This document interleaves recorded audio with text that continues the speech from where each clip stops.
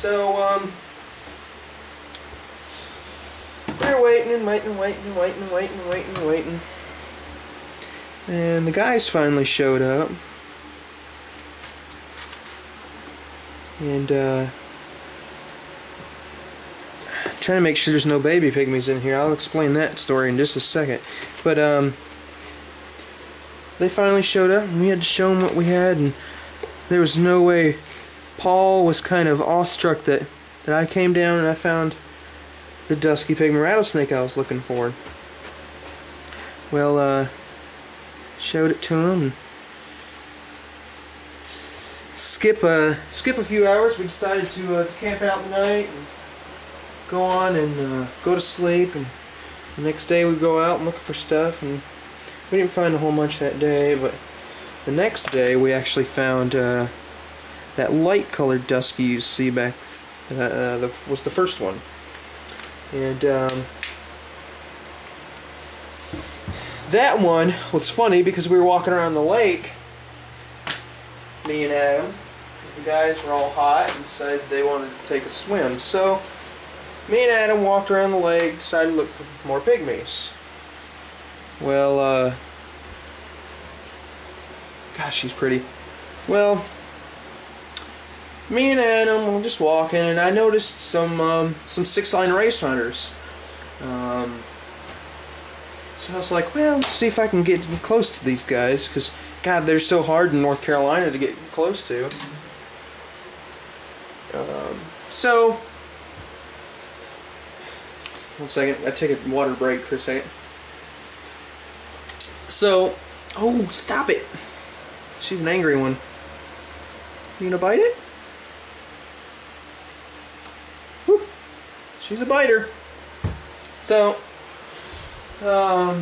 me and I were walking around. We're trying to get close. I was trying to get close to these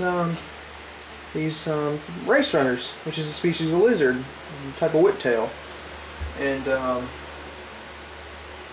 I see it go dart around a tree, and when it darts around the tree, I was slowly close in on it, and Adam turns to me and he says, "Don't stick your hand down there." I'm like, "What are you talking about? I'm just going to jump on this lizard and get him, and we're going to photograph him, and that's going to be it." He said, "Don't jump on this lizard." I'm like, "What are you talking about?" He's like, "There's a pygmy right there." No, there's not. There's no way there's a pygmy right there. Sure enough, I turn right around and I see that pygmy curled up. He was ready to eat the lizard. So, I was most ecstatic when we found that pygmy. Of course, again, I did not have a container to put it in, so I brought it back to camp, base camp there, and put him in a, brought him back to my base camp in my camera bag. So that was fun. Actually, we found him, took him back, and the guys were swimming at the lake. We took them back to the lake, and they said, "What'd you guys find?" And everybody thought we might have found another anery pygmy, but we didn't. We found that pygmy.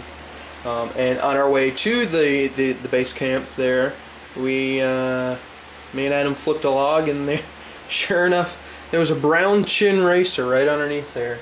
And me and him just thought, it's just a normal racer, until one of our friends, Jacob Scott, came, and he's like, "That's a brown chin." It didn't even dawn on me at the time that we were in their habitat. Sorry about that, guys. The battery died on the camera, and I had to quickly restart another battery. So, anyway, like I said, or was going to say, this is not a dusky pygmy rattlesnake. This is another type of rattlesnake. This is a western Massasauga. They're found out west, obviously, western Massasauga, Colorado area, and that general area. And Paul Moody, Paul, if you're watching, he got this to me when he was probably about that long.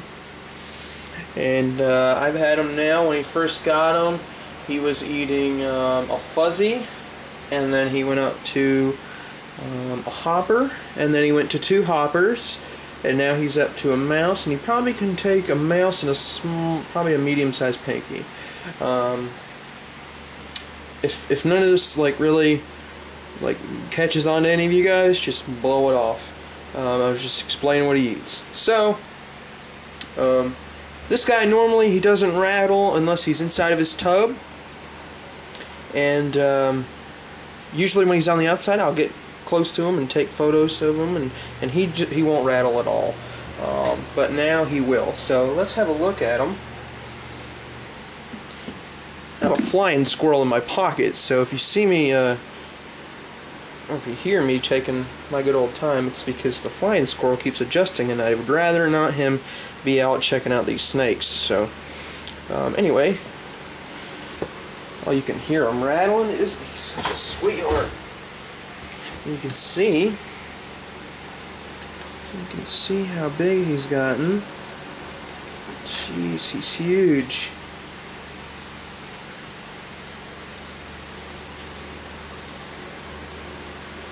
He's a wonderful, wonderful snake.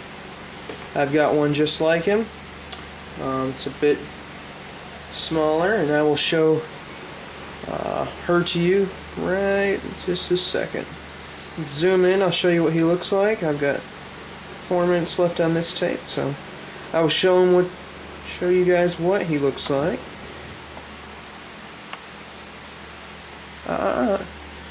No sir, we're not crawling out of the tub. No, I'm so sorry.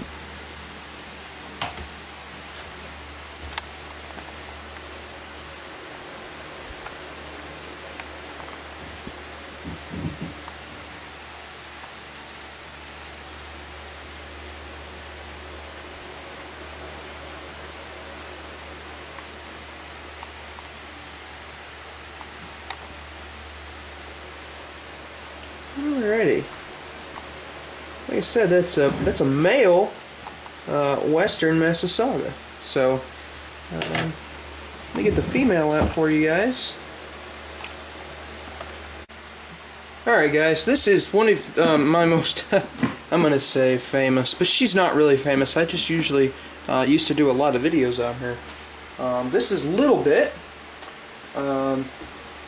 She also is a Western Massasauga. Oh. Hold on one second.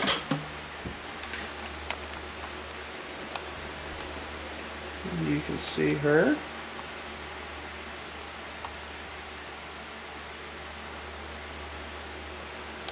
She's a lot lighter than him. She's pretty. She too is a Western Massasauga, and I've had her the same amount of time, and in fact the male was about her size when I got him. So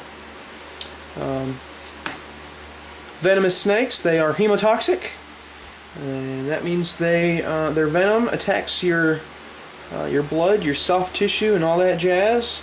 I know that firsthand, not by her, from a male copperhead. So like I said, she's got a few buttons now. When I first got her, she didn't have any buttons, so you can just barely hear her rattling there. You gonna rattle for us? You gonna bite? So I've never bit. Still wouldn't get that chance though. So, like I said, I've got 4 Pygmies now. I had 5. Gave one in the museum. It'll be back in January. I'm going down to the Columbia Reptile Show this weekend. I will be vending down there, so I hope to see you guys. I see you guys down there. Maybe I'll find some more Pygmies while I'm down there. So you guys take care and try not to get bit. All right, especially by any Massasaugas. That would be a bad bite.